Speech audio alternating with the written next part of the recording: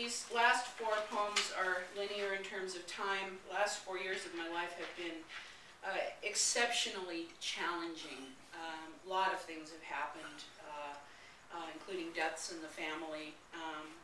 And this starts with some confusion, where I was at the age of 46. I've just turned 50 this year. And hard to believe you guys knew me. Right. You've been in the poetry community. That means we've known each other about 20 years. I was in my early 30s when I got into poetry. But anyway, this is about, here I was at 46, and I was just confused about life, very confused. And after the poem, I'll tell you, I got the answer.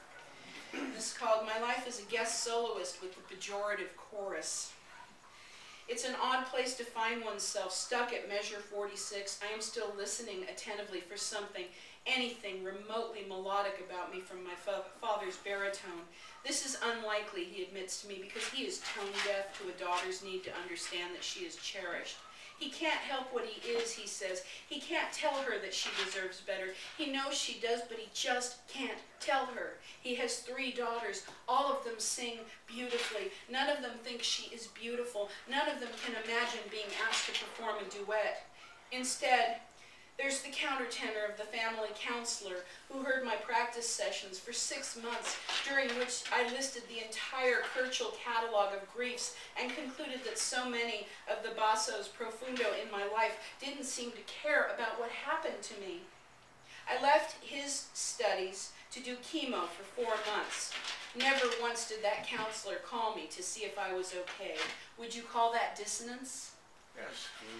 There is a pejorative chorus appearing in a mirror or a blank stare or lurking in a bush nearby.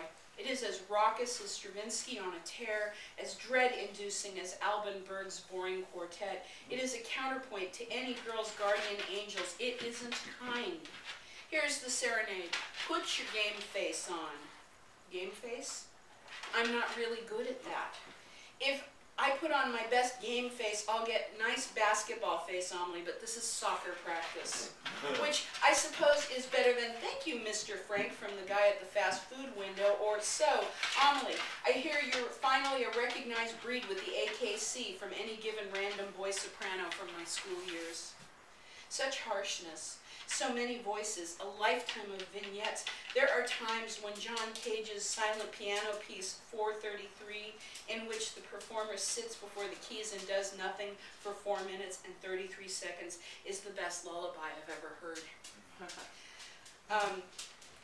The answer to that question was I was finally diagnosed with Asperger's syndrome, which my father had, which many of my cousins have. And I found out that many of my family are on the spectrum. And so that was a huge, huge, huge life answer to get when you're asking all these questions about, why does your adolescence turn out this way? Why did your work life turn out this way? Why did your love life not turn out this way? And you have an answer. Imagine getting an answer after 46 years. That's what this poem is about. So we go back to my dad, whom I certainly do not mean to demonize in that poem. My dad was a very, very, very good and kind man. He just didn't know how, being an Aspie, he didn't know how to express himself emotionally. So instead, he baked. And this is called Dad Has Been on a Baking Spree for a couple of months. Last December, it was pies. Lemon meringue pies, peach pies, 2 chocolate pies for Christmas, apple up the wazoo, so many pies. An ongoing attempt to recapture his mother's long-lost finesse with crusts. Last month, it was cakes, angel food a couple of times with a homemade glaze of milk, a terrific yellow cake made from the yolks left over from the angel food cakes. Chocolate, sure, some from mixes, but mostly from scratch, and cookies. The whole thing makes him feel purposeful. He is running out of lung power while not running low on purpose.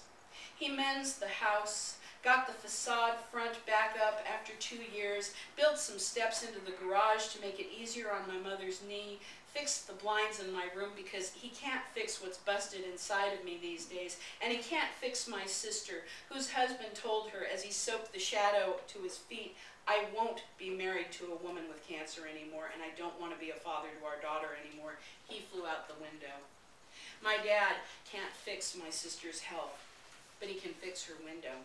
and he can leave some pies for her to cool on the sill.